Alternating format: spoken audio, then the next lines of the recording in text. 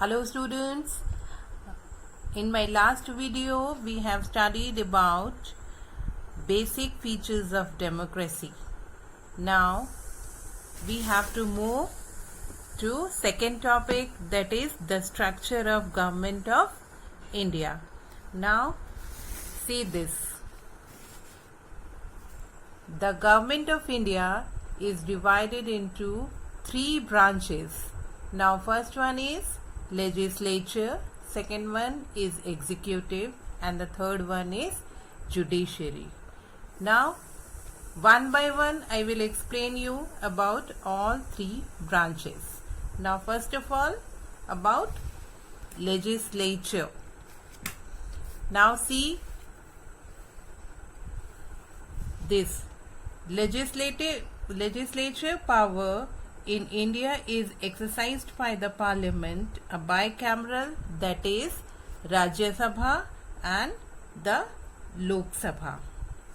Now first of all Rajya Sabha. What is Rajya Sabha?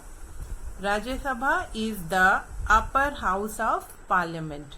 This you have to remember it, that Rajya Sabha is the uppermost house of parliament.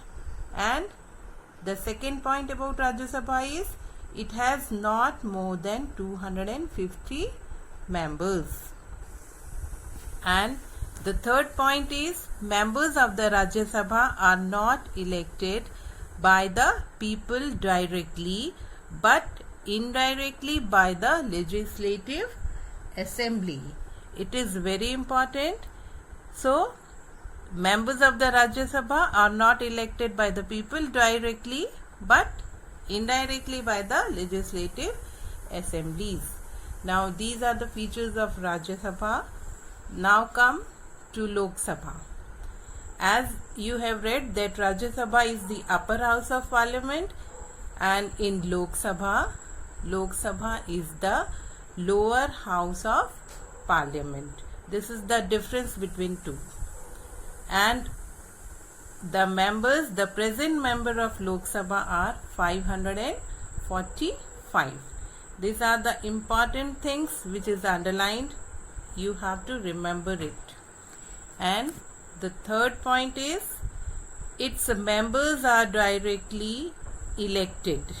Here in Rajya Sabha what you have learned, that they are not elected directly but indirectly by the legislative assemblies. But here in Lok Sabha normally its members are directly elected, and once in every 5 years. As you know that every 5 years, after every 5 years there is an election, and in that election the members are elected, and by the adult population. That also you know that the adult who are above 18 years are eligible to vote.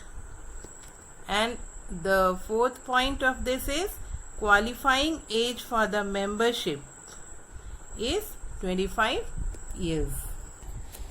Now students, this is a picture of Lok Sabha, and this one is the picture of Rajya Sabha. Our next topic students is our parliament. Now first of all you can see one picture of this one. This is our parliament. Now we have to see about the functions of legislature. Now what are these?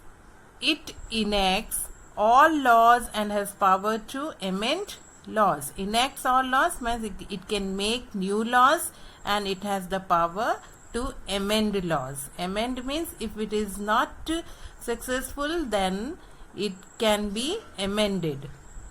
Then second point is it makes a rule of government and its elected legislatives. And the third one is it controls all the money, budget, etc.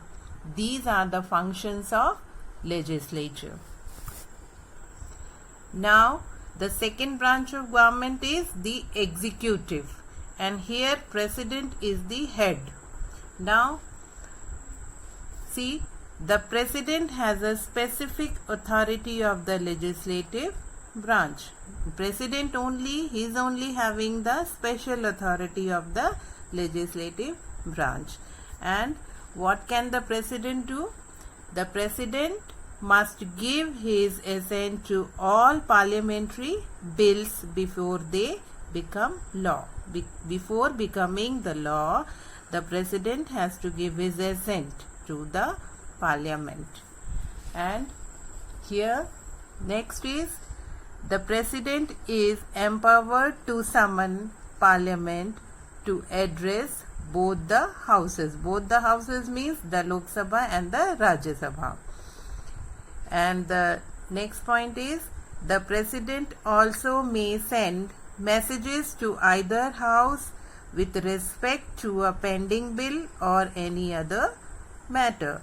If any message he has to send to either house for a pending bill or any other matter, the president can send messages. Now, functions of executive. What are these? It approves the new laws. Whatever laws are made, it approved by the president. Then second, has power to pardon criminals. Pardon means forgive.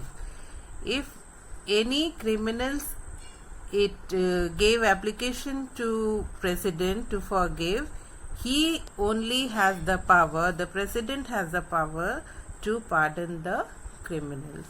And the last is, the preserves and protects constitution. It has, the president has the power to preserve and protect the constitution. Now the third branches of our government is, that is judiciary. Now in this, what includes? The Indian judicial system is one of the oldest legal systems in the world. This is very important, that the Indian judicial is, it is the oldest legal system in the world. Now the judicial system derives its power from Indian Constitution. It derives the power from the Indian Constitution, and the Supreme Court in New Delhi is the highest court in the country, and its decisions are final. Means if anyone has a problem, he can appeal to the Supreme Court. If he is not satisfied in the High Court, he can go to Supreme Court, which is in Delhi, and it is the highest court in the country, and its decisions are final. And the High Court is the highest court in the state. So this is all about judiciary. Now here comes functions of judiciary. Now what are these? These are responsible for administering the law. And second is power to interpret the law and make it unconstitutional. So these are all about the structure of government of India.